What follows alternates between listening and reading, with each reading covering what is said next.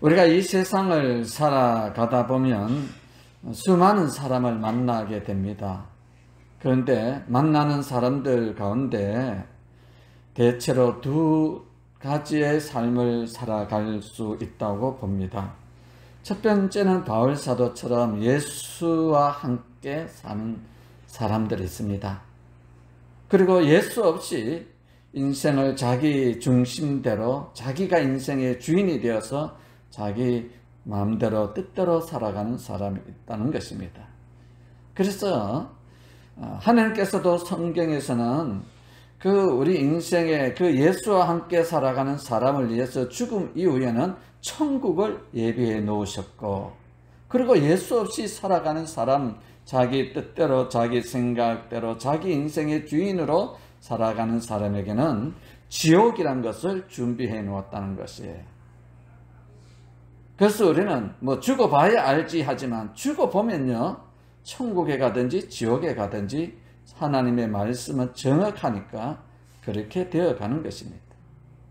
그래서 오늘 우리는 지난주일에도 이 본문의 말씀을 보았지만 바울 사도가 어떻게 해서 예수 그리스도의 중심으로 살아갔는가, 그의 신앙생애를 되돌아보면서 우리 자신도 정말 내 안에 예수가 있는가, 예수가 있다면 예수 그리스도와 함께 내가 살고 있는가, 예수 그리스도와 함께 산다면 내 인생의 주인은 과연 누가 주인인가, 거기에 대해서 은혜를 나누어 보려고 합니다.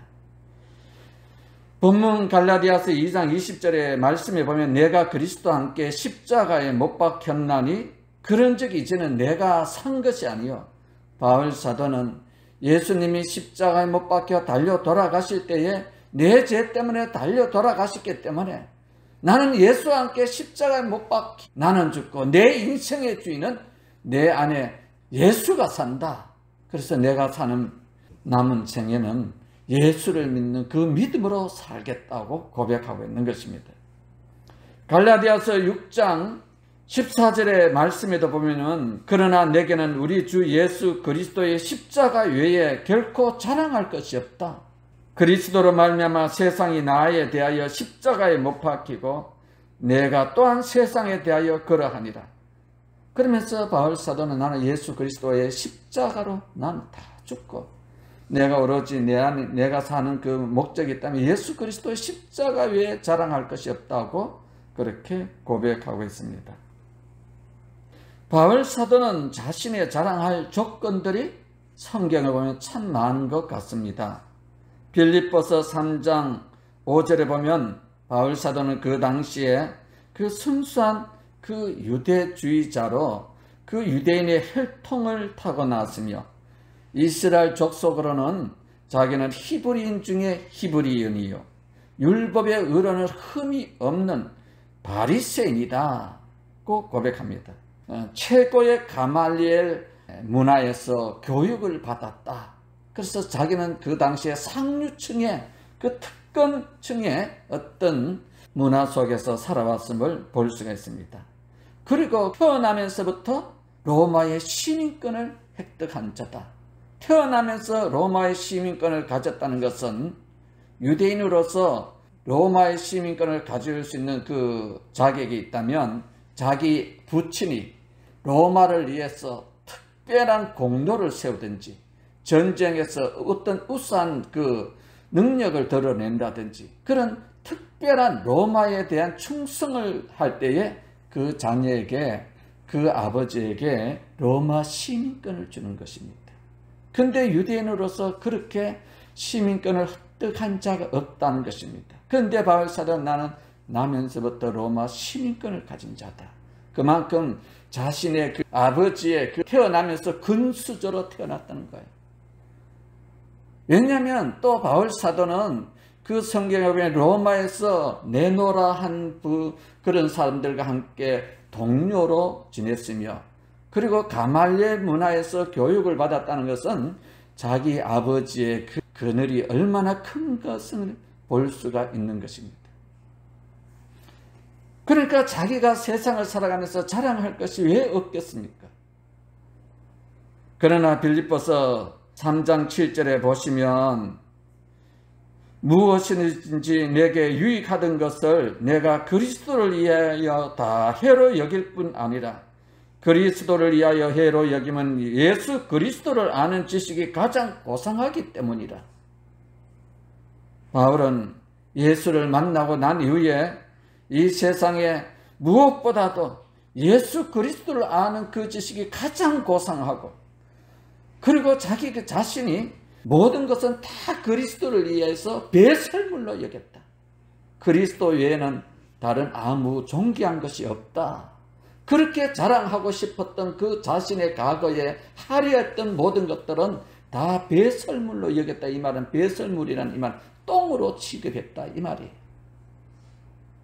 바울은 그리스도를 위하여 자신이 갖고 있는 모든 것들을 아낌없이 다 해로 여기고, 다 이 모든 것들은 예수 그리스도를 믿는데 아무 유익이 없다 이 말이죠.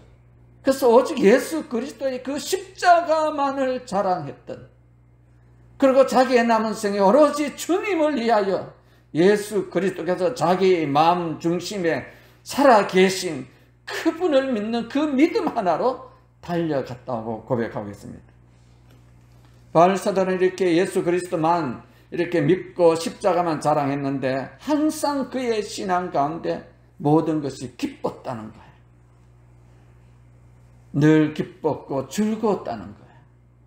오늘 우리는 많은 것을 가지고 있지만 환경에 따라 때로는 짜증도 나고 스트레스도 받고 때로는 우울하기도 하고 모든 것이 다 귀찮아질 때가 있지 않겠습니까? 근데 바울 사도는 모든 것을 다, 우리가 즐겁게 여긴 모든 것들을 다 배설물로 여기고, 십자가를 바울 사도는 너무너무 좋았고 자랑하다 보니 모든 것이 기쁘고 즐거웠다 라고 말합니다. 갈라디아서 6장 17절 말씀에 보면 이후로는 누구든지 나를 괴롭게 하지 말라. 내가 내 몸에 예수의 흔적을 가졌노라. 예수 그리스도의 흔적이 내 몸에 있다는 거예요. 예수 그리스도 때문에 내가 핍박을 받고, 예수 그리스도 때문에 고난을 받고, 예수 그리스도 때문에 내가 얼마나 억울한 일을 당했는지 내 안에 예수 그리스도의 그 십자가의 흔적이 남아있다는 거예요. 고난을 받은 것이 있다는 거예요. 빌립보서 1장 8절 말씀에 보면 내가 예수 그리스도의 심장으로 너희 무리를 얼마나 사모하는지 하나님이 내 증인이시다. 그는 모든 생각 속에 예수 그리스도의 심장을 가졌다는 거예요. 예수 그리스도가 자기 속에 심장이 펄떡펄떡 예수의 심장이 뛰듯이 내 몸에 예수 그리스도의 심장으로 이식받을 정도로, 예수 그리스도의 그 정신으로, 예수 그리스도의 그 마음으로 성도를 얼마나 사모하는지 하나님이 내 증인이다. 바울은 오로지 예수를 만나고 난 이후에 주님만 사랑했고 주님만 바라보았고, 주님의 그 사랑 때문에 그 어떤 고난과 핍박과 어려움이 환난이 와도 그리스도의 사랑에서 자기 자신을 끊을 자가 없다는 것입니다. 이 세상에 어떤 것이라 할지라도 예수 그리스도의 그 사랑에서 나를 분리를 할 수가 없다. 결국은 바울 사도는 예수 그리스도 때문에, 그 사랑 때문에 순교의 제물이 되지 않았겠습니까? 바울 사도는 예수를 만나고 난 이후에 주님을 사랑했기 때문에, 주님을 그 사랑하기 때문에 병이 들은 것도 감사했고, 주님 때문에 복음 전하다가 감옥에 가는 것도 감사했고, 주님 때문에 복음 전하다가 붙들려 매를 맞고 돌에 맞는 것도 감사했고, 그런 모든 것이 범사에 감사했다는 거예요. 바울 사도의 인생에 가는 길은 폭풍우가 오고 태풍이 몰려오고 인생의 고난과 인생의 괴로운 그런 고통스러운 환경 속에서도 하나님 감사합니다 라고 고백했다는 거예요. 우리는 사소한 일만, 어려운 일만, 내한테 조금만 손해만 나도 원망불평이 될 텐데, 바울 사도는 자신에게 손해가 와도, 자신이 고통을 당해도, 자신이 죽을 것 같은 그런 매를 맞는 임에도 불구하고 매맞을 때도 감사했다는 거예요. 그래서 바울사는 로마서 14장 8절의 말씀에 보면 살아도 주를 위하여 살고 죽어도 주를 위하여 죽나니 그러므로 사나 죽으나 우리가 주의 것이다. 자기 인생은 살아도 내가 주를 위해 살고 죽어도 주를 위해 죽고 내가 사나 죽으나 내 모든 것은 다 주님의 것이다. 다시 말해서 주님께로부터 다 빌려서 쓰는 렌터해서 쓰는 그런 인생이라는 것을 말씀하고 있습니다. 그래서 사도행전 16장 말씀에 보면 바울과 실라가 빌립보 지역에서 복음을 전하다가 감옥에 들어갑니다. 많이 맞고 고난 당하고 착고에 묶여있을 그 캄캄한 밤중에 하나님을 찬미하고 기도했을 때에 닫혀있던 옥문이 열리고 묶여있던 손반에 착고가 풀리는 기적이 일어났습니다. 바울은 어떠한 환경 속에서든지 고난과 역경 속에든지 찬송할 수 없는 환경, 기도할 수 없는 환경, 예배 드릴 수 없는 그 고통스러운 환경 속에서도 그는 기쁨으로 찬양하고 경배해 드리니 인생의 놀라운 환경에 문들이 열리기 시작했다고 고백합니다. 그뿐 아니라 자기를 옥에 가두고 착고에 묶고 있는 그들을 그는 그 복음을 전하지 않으면 견딜 수가 없었어. 복음 때문에 그들에게 사랑으로 다가간 것을 볼 수가 있습니다. 사도행전 26장 24절에 바울사도의 이러한 모습을 본 아그리빠 왕과 베스도 그 총독 그 친분을 갖고 있는 그들이 바울에게 말합니다. 옛날에 너 우리하고 같이 공부하지 않았느냐? 같이 지내지 않았느냐? 근데 바울 너 언제 이렇게 몇 년 사이에 너 예수에 완전히 미쳤구나. 예수에 미쳤구나. 이렇게 말을 합니다. 바울 사도가 왜 이토록 예수에게 미치게 되었을까요? 그것은 바울 사도가 무엇을 발견했기 때문에 무엇을 깨닫기 때문에 이토록 예수 그리스도에게 미친 사람처럼 살아갔을까요?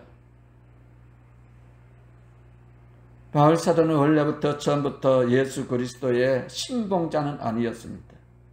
그는 철저히 유대주의자였고 바리새인 중에 바리새인으로서 당시 예수 그리스도를 이단으로 그 어떤 그 선동꾼으로 취급했을 그 시대에 빌립보서 3장에 보면 바울 자신은 자기 자신을 가리켜서 예수 믿는 자들을 철저히 핍박했던 자, 예수 믿는 자를 죽음의 사형에 해당하는 투표를 할 때 찬성을 던졌던 자, 교회를 잔멸하는 자로 살았다고 고백합니다.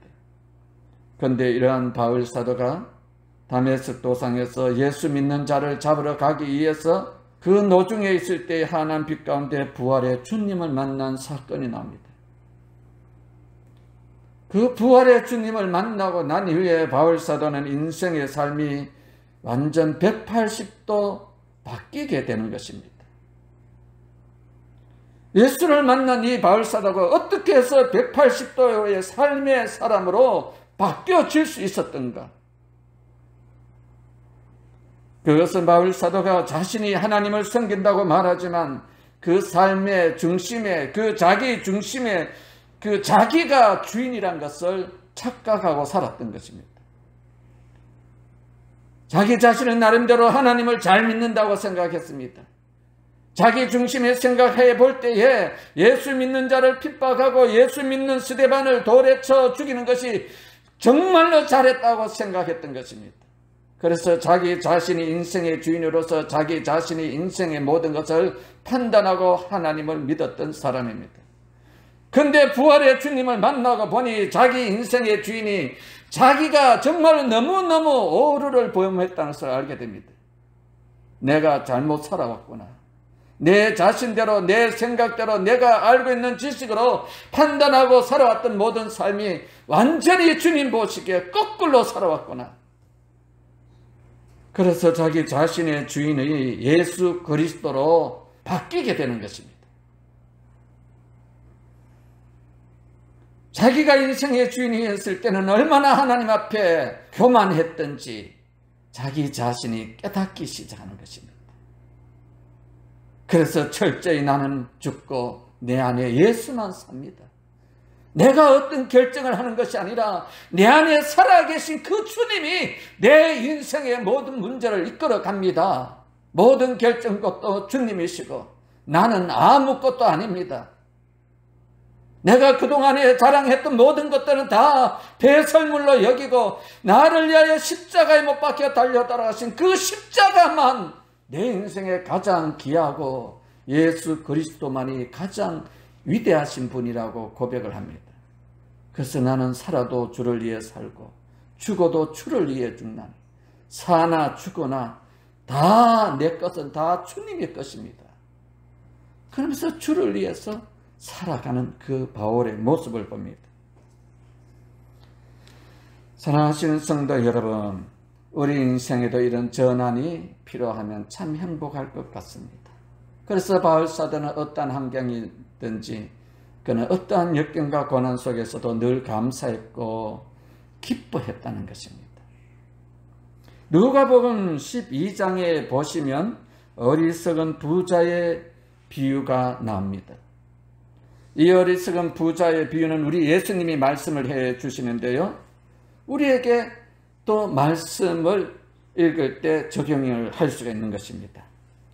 어느 어리석은 부자가 그 해에 농사를 잘 지었어요. 풍년이 들어서. 그래서 수확을 했는데 창고가 모자라는 거예요. 이 부자는 이 수확한 열매를 모아놓기 위해서 창고를 더 크게 지어야겠구나. 그리고 창고에 가득히 쌓아놓은 재물을 생각을 해보니 이제 평생 먹고도 남음이 있으니 얼마나 좋은 거야. 이제 먹고 즐기자 라고 생각하면서 밤에 혼자 흐뭇한 미소를 지며 잠이 들려고 할 그때에 하나님이 그에게 나타났었어요.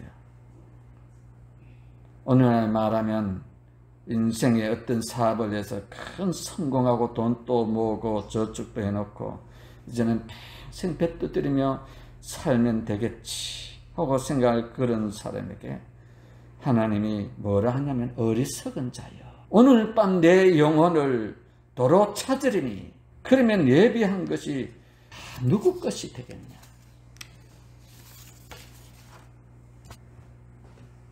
사랑하신 성도 여러분, 오늘 우리 인생을 살아가면서 누가복음의 12장에 나타난 어리석은 인생은 되지 마시길 원합니다. 창고에 쌓아놓은 곡식이 자기 곡식이 아니란 것입니다. 그렇게 건강한 몸도 자기 몸이 아니란 것입니다. 자기 생명도 자기 것이 아니란 것입니다. 하나님이 내 영혼을 오늘 밤에 도로 찾는다면 이 모든 것이 누구 것이 되겠느냐는 것이에요. 그래서 바울 사도는 사나 죽거나 다 주의 것이로다, 그렇게 고백하는 것입니다. 우리 자신의 삶에서 내 인생의 주인이 내라면 자기 자신이라고 생각하는 사람과, 그리고 우리 안에 계신 나를 위하여 십자가에 못 박혀 달려 돌아가신, 나의 죄를 위하여 그 고난받으신, 나를 위하여 천국을 예비해 놓으신 인생의 주인이 예수라고 고백하는 사람과의 삶의 차이는 하늘과 땅 차이라는 것입니다. 그래서 바울 사도는 자기 자신의 존재가 180도 바뀌는 겁니다. 예수를 주인으로, 예수를 중심으로 살아가다 보니 그 하루하루의 모든 삶이 너무 기쁘고 너무 감사하다는 거예요. 우리가 생각해 볼 때 어떻게 감옥에 들어갔는데, 어떻게 돌에 맞았는데, 어떻게 저런 억울한 누명을 썼는데 저렇게 기뻐할 수 있고, 저렇게 감사할 수 있고, 저렇게 하나님께 예배 드릴 수 있고 찬양할 수 있는가? 사람으로서는 이해가 되지 않는 것입니다. 바울 사도는 자신의 인생에 예수 그리스도는 능력자이시며 모든 문제의 해결자이심을 믿었습니다. 예수를 만나기 전 바울 사도는 예수는 한낱 보잘것없는 나사렛 시골의 청년에 불과하다고 생각했습니다. 그렇기 때문에 예수는 로마 권력 앞에 무기력하게 비참하게 십자가의 사형을 당하는, 그리고 하나님을 모독한 신성 모독죄인으로 죽었다고 생각했던 것입니다. 그러나 다메섹 도상에서 그 예수 그리스도를 믿는 자, 추종하는 자들을 붙들어 그 옥에 넣기 위하여 가는 도중에 부활하신 예수 그리스도를 만났을 때에 자신은 거꾸러졌던 것입니다. 십자가에 못 박혀 달려 돌아가신 예수는 자신의 죄를 해결하기 위하여, 자신의 죄를 대속하기 위하여 못 박히신 하나님이시란 것을 알았습니다. 전능하신 하나님, 부활하신 그 주님을 만나고 보니 자기 인생은 너무나 초라하고 비참해진 연약한 인생인 것을 깨달았던 것입니다. 사람의 죽고 사는 생사의 문제도 예수님의 손 안에 있음을 깨달았던 것입니다. 그래서 자기 인생의 주인으로 예수 그리스도를 모셨고 남은 생애를 예수 그리스도가 자기 인생의 왕으로, 주인으로 살았기 때문에 바울 사도는 고린도에서 복음을 전하다가 폭도들의 위협을 당하였을 때에 주님은 바울에게 나타났던 것입니다. 바울아, 두려워하지 말라. 잠잠하지 말라. 왜냐하면 내가 너와 함께 하고 있다. 그러니 바울 사도가 그 두려워하고 그 입이 벌벌 떨려던 그 바울 사도가 갑자기 마음에 담대함이 생기는 것입니다. 그리고 너를 해할 자가 없을 것이다. 내가 막아줄 것이라고 부활하신 주님이 그 속에 자기 인생의 주인으로서 자기 영혼을 지켜주신 자를 믿고 나가는 것입니다. 바울은 심한 고난과 역경으로 인하여 자신의 몸에 또 병이 찾아왔습니다. 너무 그 질병 때문에 아파서 하나님께 간절하게 자신의 질병을 고쳐달라고 기도했던 것입니다. 그런데 하나님은 바울 사도에게 병을 고쳐주시는 것이 아니라 너의 약한 데서 온전하여 짐이라. 약할 때 그리스도의 능력이 너에게 강하게 역사한다는 진리의 말씀을 깨닫고 자신이 약할 때에 하나님이 강하게 해주신다는 것을 깨달음으로 자신의 삶에 힘이 없고 부족하고 연약할수록 더욱더 주님을 의지하니 자기를 통해 일하시는 모습을 보게 되는 것입니다. 그는 제수의 몸으로 로마의 호송되어 가던 도중에 지중해에서 유로굴라 강풍을 만납니다. 모든 사람이 죽겠다고 아우성치고 죽음의 두려움이 찾아왔을 때에 바울 사도는 담대해집니다. 왜냐하면 그 밤에 주께서 바울 사도에게 나타나서 말씀하십니다. 내가 너와 함께하느니라. 내가 임마누엘 되어주겠다. 내가 로마에 가서 가이사 황제 앞에 나를 증거해야 하기 때문에 두려워하지 말라. 바울 사도는 풍랑의 해결자이시여 자기 인생의 문제 해결자이신 주님을 믿었기 때문에 어떠한 고난의 역경의 풍랑이 와도 두려워하지 않고 담대하며 살아갈 수가 있었던 것입니다. 우리의 인생 가는 길에도 때로는 삶의 태산줄령 같은 많은 문제가 찾아옵니다. 우리 인생의 주인이 내가 내 인생의 주인이라면 그 문제를 해결하지 못하면 고난의 밤, 고뇌의 밤, 실패의 밤, 좌절의 밤, 우울의 밤, 절망의 밤, 죽음의 밤을 보낼 수밖에 없지만 그러나 그 문제 앞에 어쩔 줄 몰라 발부둥 칠 때에 내 인생의 주인이 바울사도처럼 주님이시라면 우리가 주님 중심으로 생각하고 주님 중심으로 믿고 나간다면 주님께서는 바울에게 말씀하신 것처럼 반대하라고 말씀해 주실 것입니다. 너가 연약할 때 내가 강하게 일해 줄 것이고, 너가 두려워할 때 내가 너를 지켜줄 것이고, 너가 힘들어할 때, 아파할 때 내가 대신 그 모든 것을 이겨나가게 해줄 것이라고 약속해 줄 것입니다. 성경에 나타난 주님은 한마디로 압축해서 표현한다면 우리 연약한 인생의 능력임을 묘사하고 있습니다. 베다니에 있는 나사로가 죽었을 때에 주님은 나사로의 무덤 앞에서 외쳤습니다. 나사로야, 나오너라. 그러니까 죽었던 나사로가 예수님의 말씀을 듣고 걸어 나오는 것입니다. 나인성 가부가 그 독자를 잃어버렸을 때에, 비통에 잠겨 있을 때에 주님은 그 나인성 가부의 아들의 그 간뚜껑이에 손을 얹으시고 말씀하십니다. 청년아, 일어나라. 그러니까 그 죽었던 청년이 일어나는 것입니다. 가나 혼인 잔치집에 포도주가 떨어져 모든 사람이 황당해 있을 때에 주님은 물을 떠서 하인에게 갖다 주라. 그러니까 그 물을 떠서 하인에게 갖다 줄 때에 물이 포도주로 변했다는 역사가 있습니다.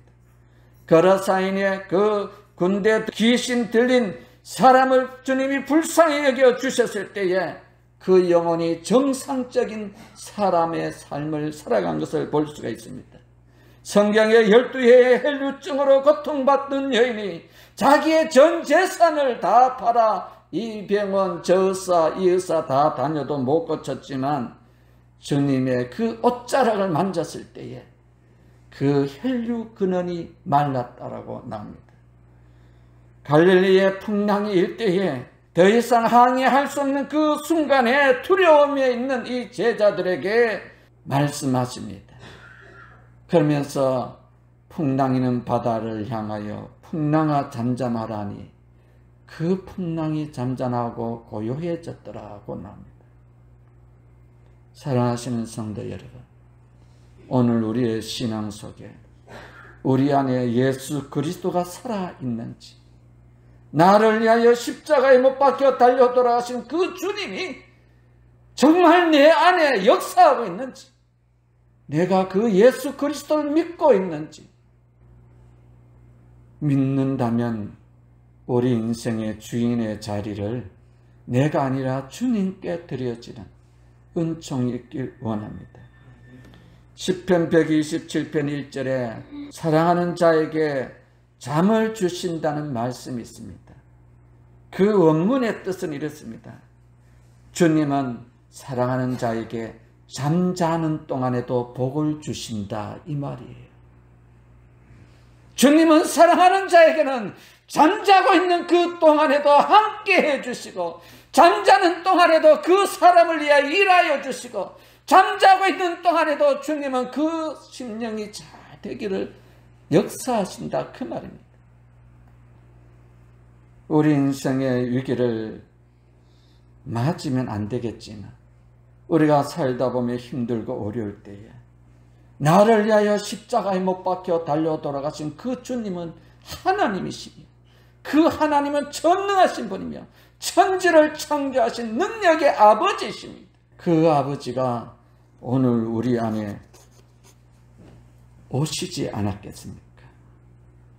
누구든 주의 이름을 부르는 자는 다 구원을 얻는다 했사오니, 우리가 힘들고 어려울 때 낙심하지 마시고, 세상 환경 바라보지 마시고, 풍랑 바라보지 마시고, 풍랑 가운데 일하시는 주님을 바라보시며, 고난 가운데 우뚝 서 계신 그 주님을 바라보시며, 역경 가운데 우리의 죄를 위하여 십자가에 못 박혀 달려 돌아가신 그 주님을 바라보며, 우리도 바울 사도처럼 어떠한 고난과 역경 속에서도 항상 감사하고 기뻐하고 즐거워할 수 있는 그런 은혜가 있기를 주의 이름으로 축원드립니다.